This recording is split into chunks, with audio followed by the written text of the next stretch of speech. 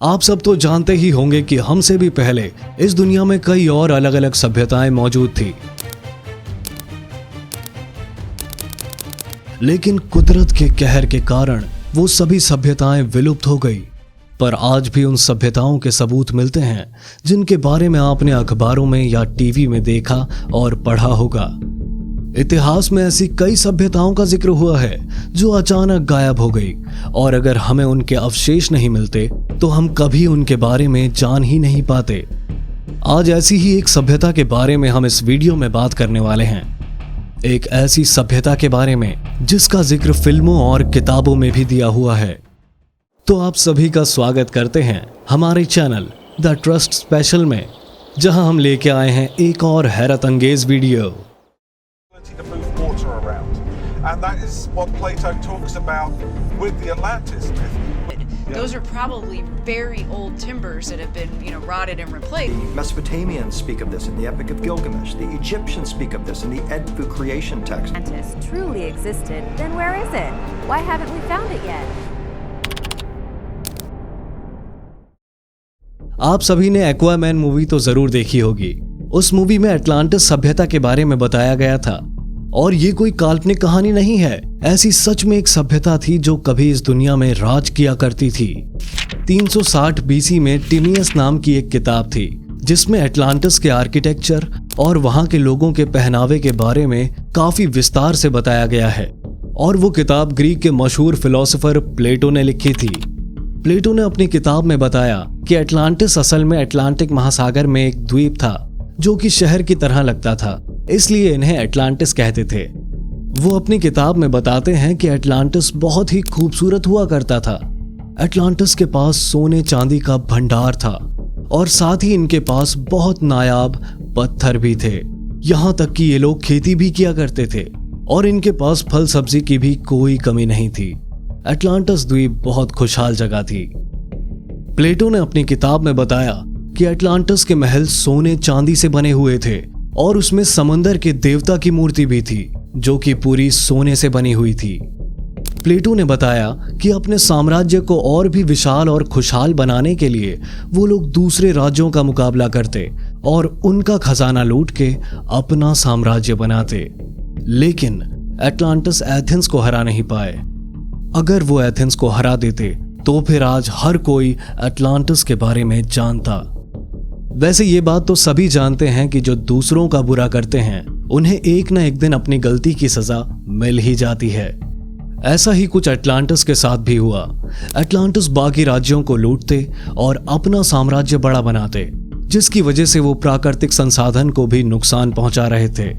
लेकिन उसके बाद कुदरत ने ऐसा कहर बरसाया जिससे अटलांटिस सभ्यता का नामो निशान मिट गया। प्लेटो के मुताबिक भगवान ने अटलांटिस को सुधरने के कई मौके दिए। समय समय पर अटलांटिस को उनकी गलती की सजा के तौर पे भूकंप, सुनामी और ज्वालामुखी तक का सामना करना पड़ा। लेकिन अटलांटिस इन सब से कहां मानने वाले थे, और फिर ऐसा प्रलय आया जिससे पूरी सभ्यता विलुप्त हो गई। प्रलय की शुरुआत ज्वालामुखी के भयंकर धमाकों से शुरू हुई, जिसकी वजह से अटलांटिस की जमीन टूटनी शुरू हो गई। और वो धमाका इतना खतरनाक था कि पूरे द्वीप में काले बादलों का अंधेरा छा गया। यहां तक कि ज्वालामुखी की राख की वजह से जो उस जगह का पानी था वो भी पूरी तरह से काला हो गया। ऐसे धमाकेदार विस्फोट की वजह से जमीन में भूकंप के झटके पैदा होने शुरू हुए, जिसकी वजह से अटलांटिस शहर की बड़ी बड़ी इमारतें गिरने लगी। और इसके बाद समंदर की लहरों ने विशालकाय सुनामी का रूप ले लिया, जिसने पूरे शहर को पानी के अंदर डुबा दिया। वो इतना भयानक मंजर था जिसके बारे में सोचते हुए भी डर लगता है। अटलांटिस शहर के वासियों ने अपनी जान बचाने की बहुत कोशिश की, लेकिन वो बच नहीं पाए। कुछ लोग ज्वालामुखी में जल के मर गए, तो कुछ लोग इमारतों के नीचे दबकर, बाकी जो बचे कुचे लोग थे वो सुनामी में मारे गए। इन सब बातों को लोग काल्पनिक मानते हैं, लेकिन अगर ये बातें काल्पनिक है तो इसका जिक्र किताबों में इतनी विस्तार से कैसे है? खोजकर्ताओं ने अटलांटिस की सच्चाई जानने के पीछे काफी खोज की, और उन्हें समंदर की गहराइयों में कई ऐसे शहर भी मिले जो कि अटलांटिस शहर के जैसे लगते थे। लेकिन कोई भी ठोस सबूत ना होने की वजह से वो इस बात को दावे से नहीं कह सकते। एटलांटिस जब पानी में डूबा था तब उसी समय एक जियोलॉजिकल फिनोमिना भी हुआ था, जिसमें अटलांटिक ओशन की बर्फ पिघलने की वजह से पृथ्वी में पानी का स्तर काफी बढ़ गया था, जिसके बाद पृथ्वी का एक्सिस थोड़ा सा और झुक गया था और फिर सूरज की किरणों की वजह से वो पानी सूखने लगा और धीरे धीरे वो जगह रेगिस्तान बन गई। लेकिन इस सबसे अटलांटिस शहर का क्या लेना देना, यही सोच रहे हैं ना आप? तो आपको बता दूं, जिस अटलांटिस शहर की हम बात कर रहे हैं वो असल में अफ्रीका के रेगिस्तान में है, क्योंकि जब सूरज की गर्मी की वजह से वहां का पानी सूखा तो जो भी पानी में डूबा था वो सब फिर से ऊपर आने लगा। और उसी आर्किटेक्चर और चित्रकारी को देख के खोजकर्ताओं का ऐसा मानना है कि ये अटलांटिस शहर हो सकता है। अटलांटिस शहर के बारे में कई लोगों का ऐसा कहना है कि यहाँ देवता और इंसान साथ मिलकर रहते थे और इन्हें यूटोपियन कहा जाता था। तो कई लोगों का कहना है कि ये एलियंस थे जो यहाँ इंसानी रूप में रह रहे थे और ये धरतीवासियों से कई ज्यादा विकसित थे।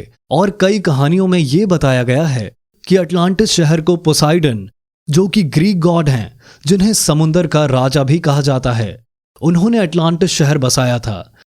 और उनका एक वेपन भी था जिसके बारे में लिटरेचर में भी दिया है। वो वेपन असल में ट्राइडेंट है, यानी त्रिशूल। अगर हम हिंदू देवता भगवान शिव की बात करें तो उनके पास भी त्रिशूल है, और जैसा त्रिशूल शिव भगवान के पास है वैसा ही वेपन पोसाइडन के पास भी था। ऐसा बताया जाता है कि उस वेपन की मदद से पोसाइडन पूरा समुंदर अपने इशारे पर चला सकता था। लेकिन ये काफी चौंका देने वाली बात है कि आखिर पोसाइडन के पास ये त्रिशूल आया कहां से? क्या कहीं सच में भगवान शिव ने तो अपना त्रिशूल पोसाइडन को नहीं दिया, या ये सिर्फ एक काल्पनिक कहानी है? खोजकर्ताओं ने अटलांटिस की सच्चाई जानने के पीछे काफी खोज की और उन्हें समुंदर की गहराइयों में कई ऐसे शहर भी मिले जो कि अटलांटिस शहर के जैसे लगते थे। लेकिन कोई भी ठोस सबूत ना होने की वजह से वो इस बात को दावे से नहीं कह सकते। वैसे दोस्तों, आपका क्या विचार है? क्या अटलांटिस सिर्फ एक काल्पनिक कहानी है या सच में कभी अटलांटिस धरती में रहा करते थे? अपना जवाब हमें कमेंट करके जरूर बताना। फिलहाल आज की हमारी इस वीडियो में बस इतना ही। हम फिर से हाजिर होंगे ऐसी ही एक चौंका देने वाली वीडियो के साथ, जहां हम ऐसे ही और रहस्यमय चीजों के बारे में जानेंगे। तब तक के लिए हमारे चैनल द ट्रस्ट स्पेशल को सब्सक्राइब कर लीजिए और आगे आने वाली वीडियो के नोटिफिकेशंस के लिए बेल आइकन को प्रेस कर दीजिए।